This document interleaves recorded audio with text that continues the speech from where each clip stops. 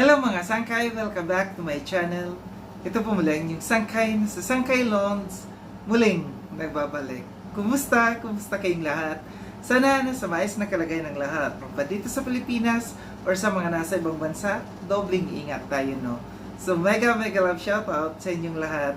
Sa Team Sangkay Original, Team Sangkay Sponsors, Team Kalingap, Kuya Val, at Edna, Kalingap Rob.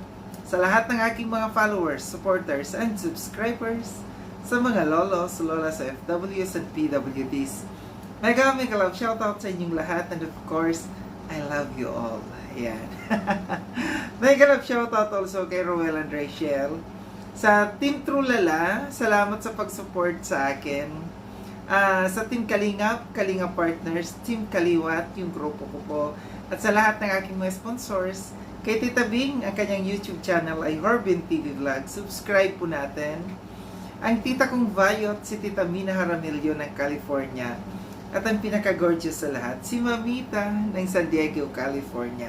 And sa lahat ng mga nagmamahal kay Sangkay, mega love shoutout sa inyong lahat.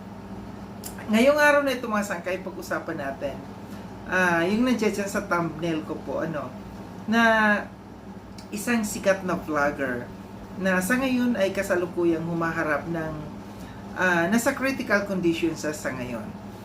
Yung iba, malamang kilala nyo ito, si Ate Charing, no? Sino nga ba si Ate Charing? Sa mga hindi pa nakakakilala dyan, siya po isang sikat na vlogger, no? Isang simpleng vlogger. Nakilala ko siya sa kanyang mga vlogs na yung mga organic, yung kanyang kinakain. Minahal siya ng mga followers niya dahil sa napakasimpleng tao.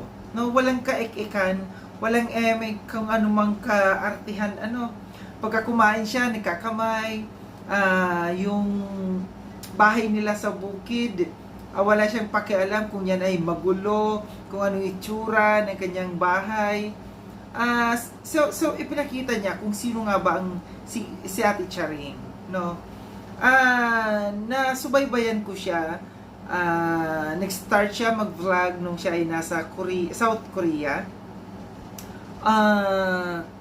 Doon nung siya doon, factory worker. Then doon na-trace yung kanyang sakit na cancer sa South Korea. Meron siyang bukol sa may lungs niya. And pinagamot niya nung siya ay nandoon sa South Korea. Kaso nga lang mahal yung gastusan doon. Umuwi siya ng Pilipinas, namuhay siya dito na parang kinalimutan niya na siya ay merong sakit. Dito siya nag-boom maging vlogger. Kumain siya ng mga organic kasi yun yung kanyang paniniwala na ang kanyang sakit ay gagaling kung siya ay kakain ng mga organic, no? Ginawa niya naman yon. Kaso nga lang naging mali ni Ate Charing doon, hindi siya nagpa-check up. Ano na yung nangyayari sa kanyang health, ano na ang nangyayari sa bukol na na-trace sa kanya nung siya ay nasa South Korea, yung paggamot sa kanya noon na-stop. So, naging pabaya din si Ate Charing, kumain siya ng kung ano-ano, yung mga ipinagbabawal, baliwala sa kanya yung kinain niya ng kinain. Siguro, sabi ni Ate Charing, okay na siguro, no? Kasi nagamot naman, kaso na-stop, hindi natuloy dahil nga sa kakulangan ng pera. Na-enjoy ni Ate Charing yung pagiging vlogger. Minahal siya ng maraming tao. Then, dumating yung panahon na naramdaman niya yung kanyang sakit. Nagpa-check up siya, doon na-trace na bumalik yung kanyang bukol, yung kanyang cancer. So, nagkaroon ng treatment, ginamot sa Cebu, and then, tinuloy-tuloy yung kanyang pagpapagamot. Then, dumating yung pagkakataon na after ng kanyang nagkamo siya sa Cebu, na mayroong isang tao na inalok siya na magpagamot sa China.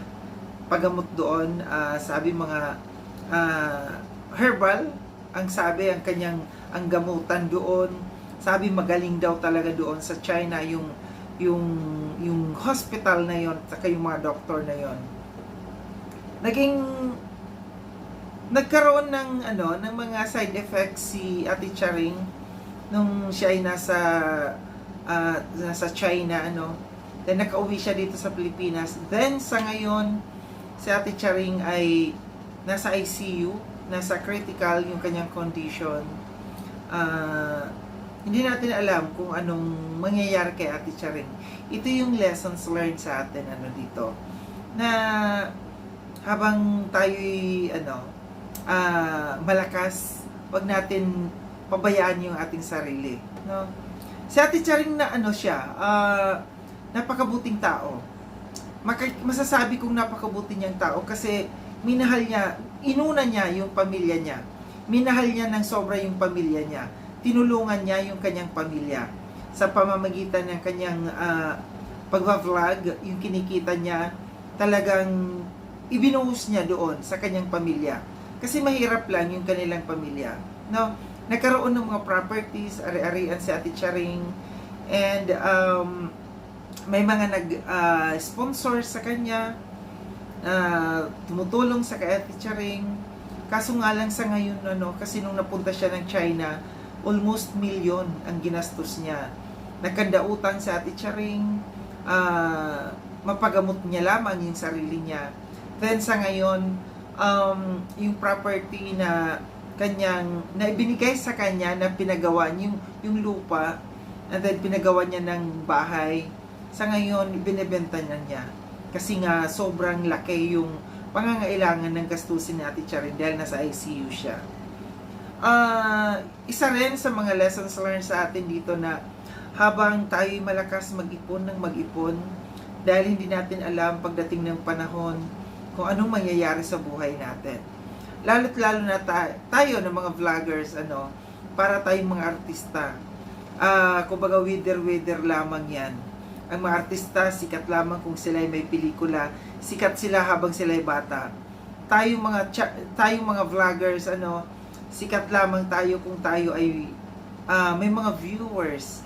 Tinatangkilik tayo ng mga viewers. Paano pag wala nang manood sa atin? Paano kung wala nang may magtiwala sa atin?